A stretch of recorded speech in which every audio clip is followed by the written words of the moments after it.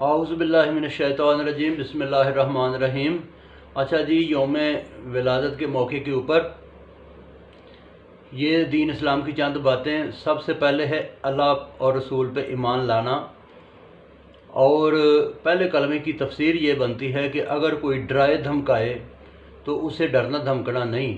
اگر کوئی کہے لالچ دے، اگر کوئی کہے کہ جی میں تمہارا جو ہے نا وہ کوئی رزق بند کر دوں گا، کوئی تم لوگوں کو زندگی موت دے دوں گا، یہ کر دوں گا وہ کر دوں گا، کچھ نہیں ہو سکتا سوائے اللہ کے۔ اللہ سے امید لگائے اور بندہ اللہ کے دیے ہوئے جو ہے نا ذرائع کے اوپر انحصار کرے، اور پھر محمد الرسول اللہ نبی پاک صلی اللہ علیہ وآلہ وسلم کی سیرت پڑھے، اس کے اوپر اپنی جو پسند ناپسند اس کے مطابق کرے اور اس نمونے کے قریب ترین آئے۔ پھر جب انسان اپنے نبی پاک صلی اللہ علیہ وآلہ وسلم کی زندگی کو آئیڈیل بنا کے جب اپنی زندگی گزارے، پھر اپنے دوسرے جتنے بہن بھائی رشتہ دار قریب ماں باپ بہن بھائی جتنے بھی لوگ ہیں، قریبی نزدیک کے دور کے پڑوسی ہیں، شہر کے رہنے والے ہیں، گلی محلے میں ہیں، جن کے ساتھ انٹریکشن ہوتا ہے، وہ سب کے لیے وہی سوچے جو اپنے لیے سوچے۔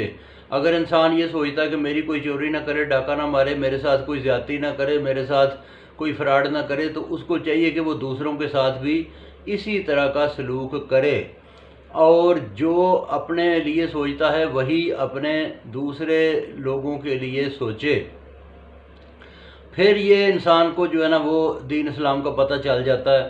پھر اس کے بعد جس طرح سے اللہ تبارک و تعالیٰ نے قرآن پاک میں فرمایا آمنوا وعاملوا الصالحات وتواصوا بالحق وتواصوا بالصبر، کہ وہ لوگ کامیاب ہوتے ہیں جو ایمان لاتے ہیں۔ پہلی بات ہے ایمان لانا، اور پھر وہ نیک عمل کرتے ہیں، پھر وہ حق بات کی تلقین کرتے ہیں دوسروں کو بھی، یعنی کہ سکھاتے ہیں، دوسروں کو بھی بتاتے ہیں ایک احسن طریقے سے، اور پھر جو ہے نا وہ اگر کوئی اس پلس مائنس ہوتا ہے، اگر کوئی جو ہے نا اس کمی بیشی ہو جاتی ہے، تو پھر اس کے اوپر وہ صبر کرتے ہیں اور صبر کی تلقین بھی کرتے ہیں۔ تو یہی دین مان ہے۔ اللہ تعالیٰ نبی پاک صلی اللہ علیہ وآلہ وسلم کے راستے کے اوپر چلنے کی توفیق عطا فرمائے۔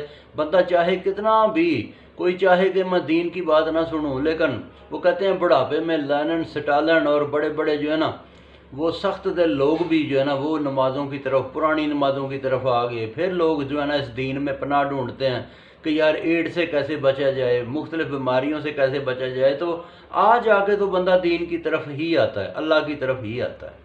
تو جتنا جلدی ہو سکے، جتنا جلدی سے وہ سیکھ لے، اس کی زندگی اپنی بھی آسان ہو جاتی ہے، دوسروں کی بھی۔ بہت شکریہ۔